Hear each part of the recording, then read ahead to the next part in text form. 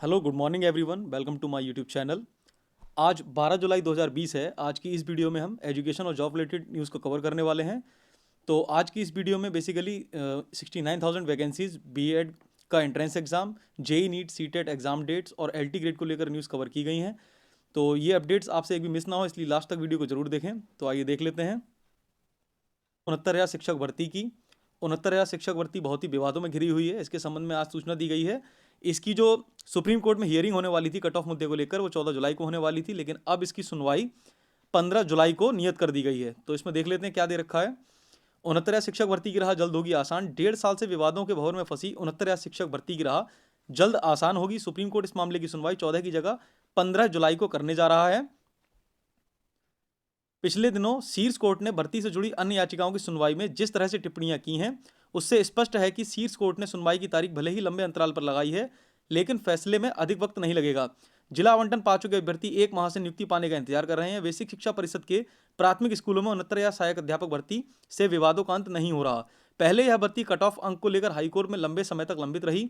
फिर प्रश्नों के जवाब को लेकर एन वक्त पर काउंसलिंग रोकनी पड़ी। शिक्षा मित्रों के चयन को लेकर अब सुप्रीम कोर्ट ने 37,339 पद भरने का पर रोक लगा दी है। हर बार कोर्ट में भर्ती अहम मोड़ पर स्थगनादेश जारी कर दिया जाता है। हाईकोर्ट की खंडपीठ ने 3 जून को लिखित परीक्षा में पूछे गए 142 प्रश्नों का यूजीसी के विशेषज्ञों से परीक्षण कराने का आदेश दिया था। उस पर 12 जून को 2 जजों की पीठ ने रोक लगाकर प्रश्नों के विवादों पर अंत कर दिया है, लेकिन 9 जून को शीर्ष कोर्ट के पास आदेश की वजह से यह भर्ती अधर में है। सुप्रीम कोर्ट में अभ्यर्थी ने 2 जजों की पीठ के आदेश को चुनौती देने के लिए कई याचिकाएं दाखिल की थी। पिछले दिनों हुई सुनवाई में कोर्ट ने इस मामले में अभ्यर्थियों को राहत नहीं दी है, बल्कि कोर्ट ने सुनवाई के दौरान यह टिप्पणी जरूर की थी कि वह अगली तारीख पर सुनवाई करके फैसला देंगे।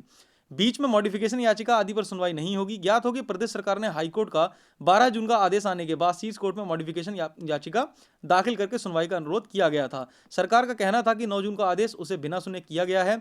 इसकी सुनवाई पहले 14 जुलाई को होनी थी, लेकिन कोर्ट ने उसे एक दिन और आगे बढ़ाकर 15 जुलाई कर दिया है। इसका फैसला आने के बाद काउंसलिंग कराकर नियुक्तियां होंगी। तो ये बहुत दिनों से बहुप्रतीक्षित मामला है और इसमें कई सारी याचिकाएं लंबित पड़ी हुई हैं, चाहे वो बीएड बाहर कराने की हो, कट ऑफ को लेकर हो या फिर अन्य मुद्दे हों।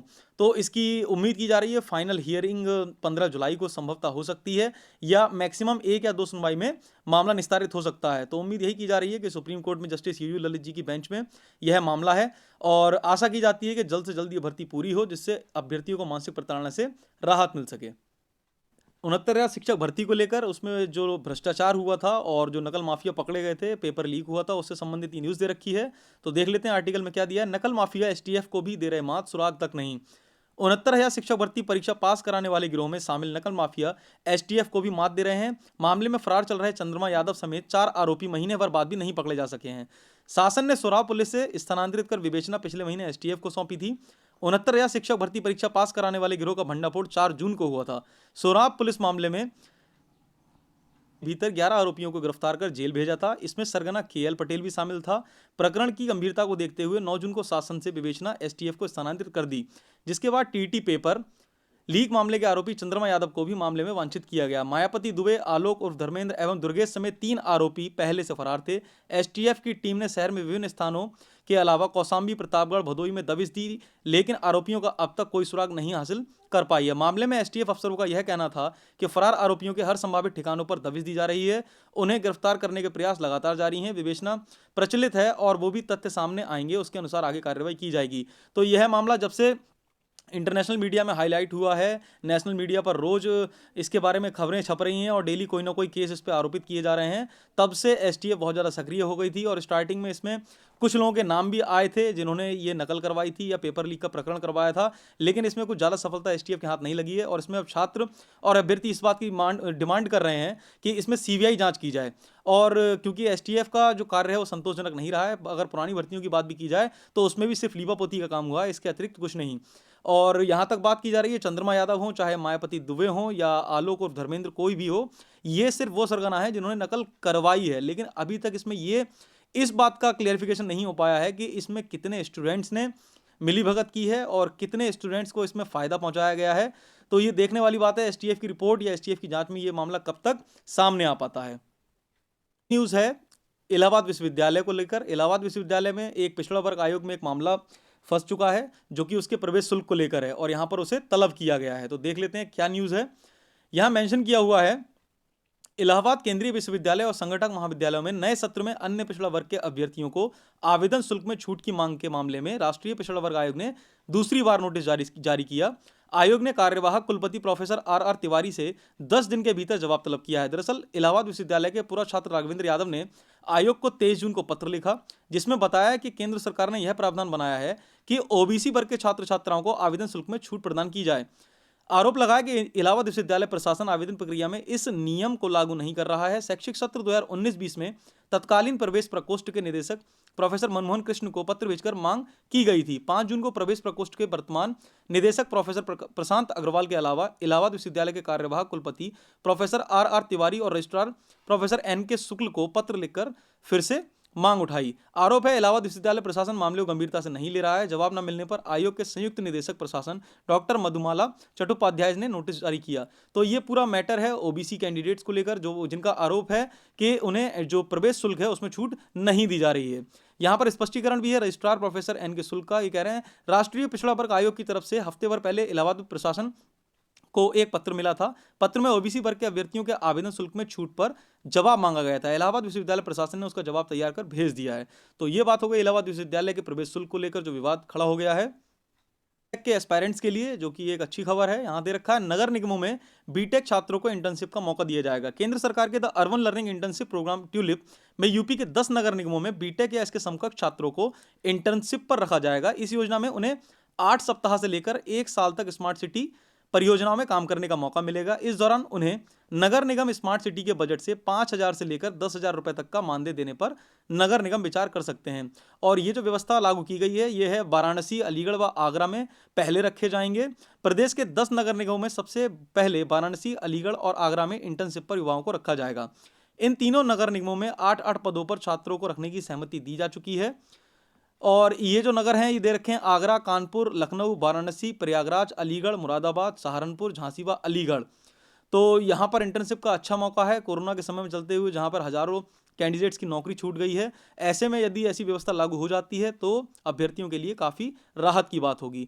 और इसमें पात्रता दे रखी है, इसमें कौन कौन पात्र हो सकता है, तो ये दिया गया है, AICTE से मान्यता प्राप्त कॉलेजों से स्नातक स्तर की शिक्षा पूरी कर चुके छात्र इसके लिए पात्र होंगे। इनको नगर निगमों में स्मार्ट सिटी जैसी परियोजनाओं में इंटर्नशिप करने का अवसर मिलेगा। इसके लिए नगर निगम इससे संबंधित पोर्टल भी लॉन्च करना होगा। The urban learning internship programme TULIP के तहत होने वाले इस इंटर्नशिप में नगर निगम और स्मार्ट सिटी के मानदेय दे सकते हैं। इस योजना के लिए आवास एवं शहरी मामलों के मंत्रालय और AICTE के बीच 5 वर्ष का करार हुआ है। तो ये अच्छी बात है बीटेक कैंडिडेट्स के लिए। अगर उन्हें इंटर्नशिप का मौका मिलता है तो इस बेरोजगारी के दौर में काफ़ी राहत भरी बात हो सकती है।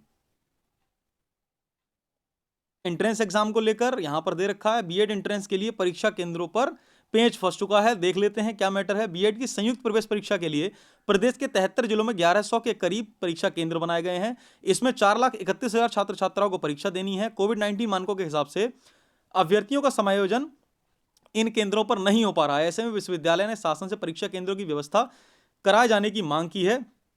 प्रशासन का कहना है, परीक्षा केंद्रों की कमी पूरी नहीं की गई तो परीक्षा कराना मुश्किल हो जाएगा। संयुक्त प्रवेश परीक्षा बीएड की जिम्मेदारी इस साल लखनऊ विश्वविद्यालय को दी गई है। परीक्षा की प्रस्तावित तिथि 9 अगस्त है। कोरोना संक्रमण के चलते 3 बार परीक्षा तिथि पहले ही बदली जा चुकी है।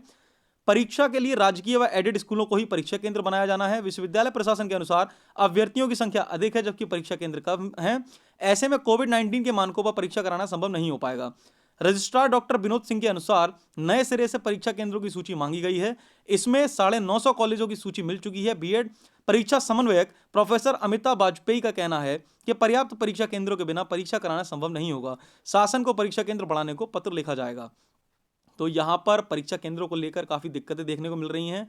जहाँ अभी जो ये बीएड का एंट्रेंस एग्जाम 29 जुलाई को कंडक्ट कराया जाना था, ऑलरेडी इसकी डेट जो है वो प्रस्तावित पोस्टपोन कर दी गई है। 9 अगस्त को एग्जाम कराए जाने की संभावना है। लेकिन ऐसी स्थिति में जहाँ कोरोना के इतने सारे केसेस मिल रहे हैं, कई क्षेत्र ऐसे हैं जो पूरी तरह से कंटेनमेंट जोन में हैं, हॉटस्पॉट एरियाज हैं, जहाँ पर कैंडिडेट चाह कर भी बाहर नहीं निकल सकते।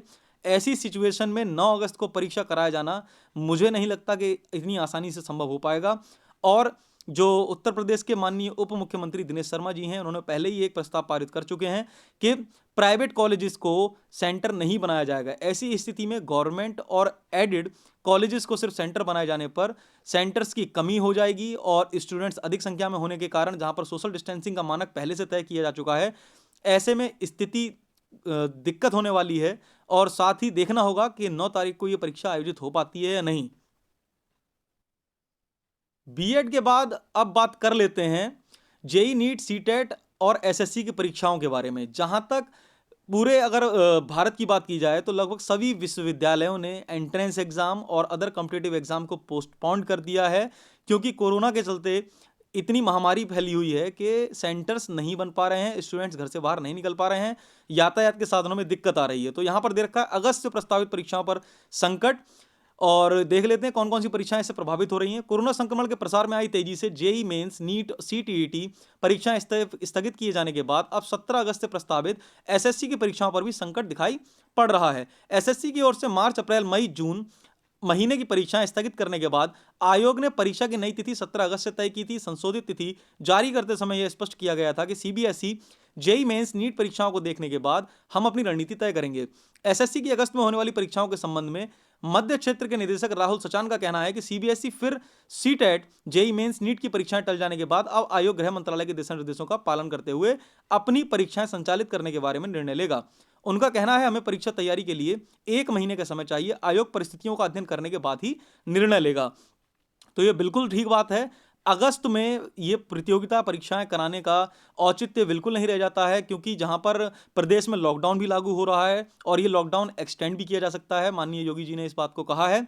तो आगे किस स्थिति में ये परीक्षाएं होंगी, क्योंकि पूरे केंद्र की परीक्षाएं हैं और पूरे देश में होनी है ये, जहां मुंबई और दिल्ली जैसे राज्यों में बहुत ही ज़्यादा महामारी का प्रकोप देखने को मिल रहा है। तो देख लेते हैं एसएससी की कौन कौन सी परीक्षाएं इससे प्रस्तावित हो रही हैं। जो प्रभावित हो रही हैं वो है 17 से 21 अगस्त एवं 24 से 27 अगस्त तक प्रस्तावित CHSL टियर 1 की परीक्षा, 1 से 4 सितंबर के बीच प्रस्तावित जेई 2019 पेपर 1 की परीक्षा, 7 से 9 सितंबर के बीच प्रस्तावित सिलेक्शन पोस्ट 2020 पेज 8 की परीक्षा, 10 से 12 सितंबर के बीच प्रस्तावित stenographer grade C and D की परीक्षा, 29 सितंबर से 1 अक्टूबर तक 1 अक्टूबर और 5 अक्टूबर को प्रस्तावित दिल्ली पुलिस एसआई पेपर 1 की परीक्षा, 6 अक्टूबर से प्रस्तावित जूनियर हिंदी ट्रांसलेटर पेपर 1 2020 की परीक्षा, 14 सितंबर से प्रस्तावित सीजीएल टीयर 2 की परीक्षा ये प्रभावित होने वाली हैं। और यहां नीचे दे रखा है जूनियर हिंदी ट्रांसलेटर परीक्षा के अंक जारी। एसएससी ने junior Hindi translator, junior translator, senior Hindi translator और हिंदी प्राध्यापक परीक्षा 2019 के पेपर 2 का रिजल्ट 16 अगस्त को जारी किया था। आयोग की ओर से दूसरे प्रश्न पत्र की परीक्षा के अंक वेबसाइट पर जारी कर दिए गए हैं। तो यहां पर अगस्त में परीक्षा आयोजित करा पाना बहुत मुश्किल लग रहा है। और अगर ये परीक्षा हुई तो जहां तक सितंबर में जाकर ही आयोजित की जा सकती हैं, वो भी कोरोना का प्रकोप अगर कम हुआ तो अगस्त में आप मानकर चलें ये परीक्षाएं मुश्किल से ही हो पाएंगी। नेक्स्ट न्यूज है इसी में एलटी ग्रेड अभ्यर्थियों की। एलटी ग्रेड अभ्यर्थी इस बात का विरोध कर रहे हैं कि हिंदी और सामाजिक विज्ञान का जो विषय के पेपर थे वो आउट हो गए थे और इसी प्रकरण पर धरना प्रदर्शन करने की चेतावनी दे रहे हैं। यहां दे रखा है वाराणसी के नए एएसपी से मिलने गए अभ्यर्थियों ने मांगा समय। एलटी ग्रेड शिक्षक भर्ती के तहत हिंदी एवं सामाजिक विज्ञान विषय के पेपर आउट प्रकरण में एसटीएफ जल्द ही चार्जशीट दाखिल करेगी। एलटी ग्रेड अभ्यर्थियों को यह आश्वासन मामले के विवेचक सीओ सदर ने दिया है। अभ्यर्थियों का कहना है कि चार्जशीट दाखिल होते ही रिजल्ट जारी किए जाने की मांग को लेकर उत्तर प्रदेश लोक सेवा आयोग में धरना प्रदर्शन किया जाएगा। इसके साथ ही अभ्यर्थियों ने वाराणसी के नए एसएसपी से मिलने के लिए समय भी मांगा है। एलटी ग्रेड शिक्षक भर्ती के अभ्यर्थियों ने 10 जुलाई को वाराणसी जाकर वहां के एसएसपी से मिलने का निर्णय लिया था, ताकि पता लगाया जा सके एसटीएफ वाराणसी की ओर से चार्जशीट कब दाखिल की जाएगी। चार्जशीट दाखिल न हो पाने के कारण हिंदी एवं सामाजिक विज्ञान विषयों में शिक्षकों के 3287 पदों का रिजल्ट फंसा हुआ है। हालांकि वाराणसी जाने से 2 दिन पहले ही वहां के एसएसपी प्रभाकर चौधरी का तबादला हो गया था और अभ्यर्थियों को अपना कार्यक्रम स्थगित करना पड़ा था। अभ्यर्थियों ने अब वाराणसी के नए एसएसपी से मिलने के लिए समय मांगा है। इस दौरान एलटी समर्थक मोर्चा के प्रतिनिधि अनिल उपाध्याय की फोन पर मामले के विवेचक सीओ सदर से वार्ता भी हुई। अनिल के मुताबिक विवेचक ने बताया कि एसटीएफ वाराणसी द्वारा एलटी ग्रेड शिक्षक भर्ती मामले में संबंधित यूपी में सभी अभियुक्तों को गिरफ्तार किया जा चुका है। अब कोलकाता में केवल 3 अभियुक्तों की गिरफ्तारी बाकी है। तो ये मामला काफी दिनों से चल रहा था और इसमें डिमांड की जा रही थी कि जल्द से जल्द इस पेपर आउट प्रकरण पर कुछ निर्णय लिया जाए और एसटीएफ की जांच जल्द से जल्द दाखिल चार्जशीट में की जाए। तो अगर ये भर्ती पूरी तरह से क्लियर हो जाती है, इनको नियुक्ति मिल जाती है, स्कूल आवंटित हो, लगभग अधिकतर में स्कूल आवंटित हो ही गया है, तो इससे सबसे ज़्यादा फायदा देखने को मिलेगा 69 सहायक शिक्षक भर्ती में। तो देख लेते हैं, ये हो गई आज की एजुकेशनल अपडेट। ऐसी ही डेली एजुकेशनल अपडेट्स को रिसीव करने के लिए आप हमारे यूट्यूब चैनल रविंद्र विला को सब्सक्राइब कर लीजिए। साथ ही पास वाले बेल आइकन को जरूर प्रेस कर लीजिए, जिससे सभी लेटेस्ट वीडियोस की नोटिफिकेशंस आपको तुरंत मिल जाया करें। तो ये हो गया आज का video. Thanks for joining with us. मिलते हैं आपसे नेक्स्ट वीडियो में।